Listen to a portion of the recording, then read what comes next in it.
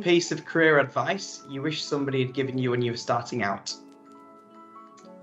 Oh, I wish that someone had said to me, you can work in IT, but you don't need to be a coder. You can have a go at other careers within technology. And there are many.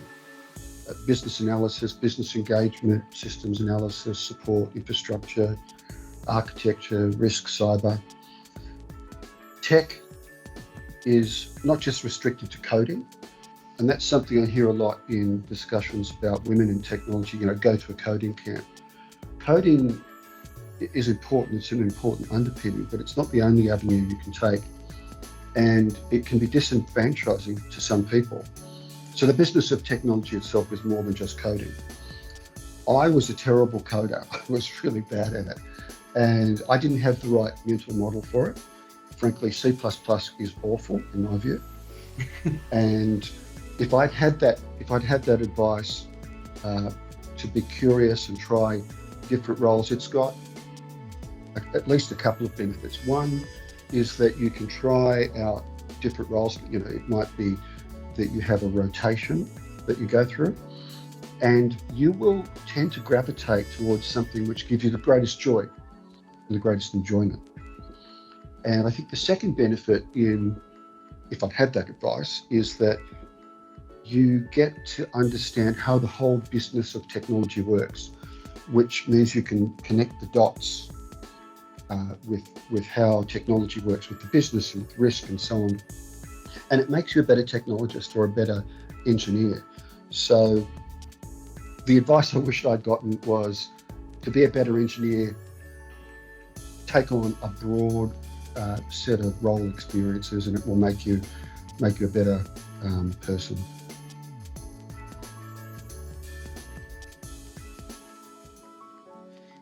Can you share a pivotal moment in your career journey that's made a significant impact? Yeah, so I think my first team lead role, I had a fairly technical role within the team, and we were having some, I'll call it team cohesion issues when I was there. And my then manager said to me, you always seem to be calm in a storm and be able to negotiate your way out of trouble. So why don't you take on leading the team? And I think that he saw that I was in fact not a super detailed techo, more of a big picture person and better at dealing with people. Although that realization for me was slow in coming.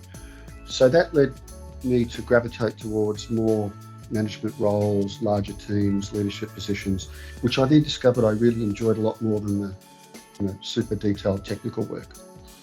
And one of the other things I realized, and this was quite pivotal for me as well, is I didn't have to have all of the answers for everything or to know everything. And I learned that building out teams, the way to do that was to surround myself with people that actually understood those things and had those capabilities, and to build diversity of those skills and diversity of people for that matter. And it meant better outcomes for the team and for myself.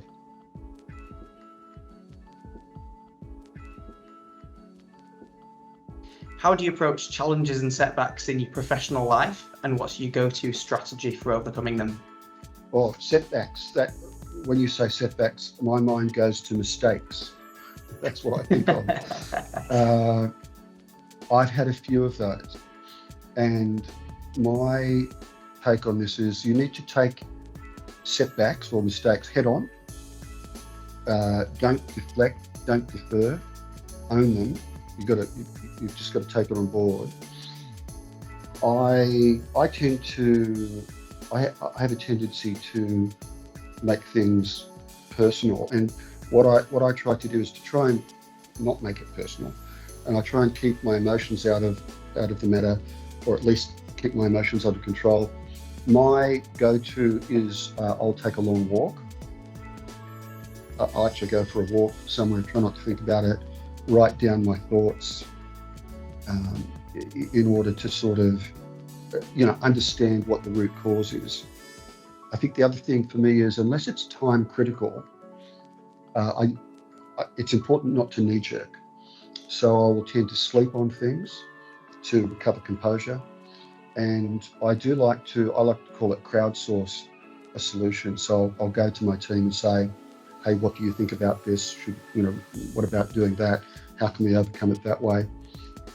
And the other thing is to make sure that you learn from those mistakes. And in today's lingo, that would be to do a retrospective on it, and to do that with your team.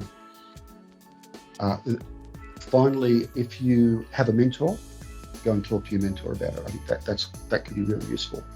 But importantly, make sure that the fear of taking on challenges doesn't drive you away from prudent risk taking.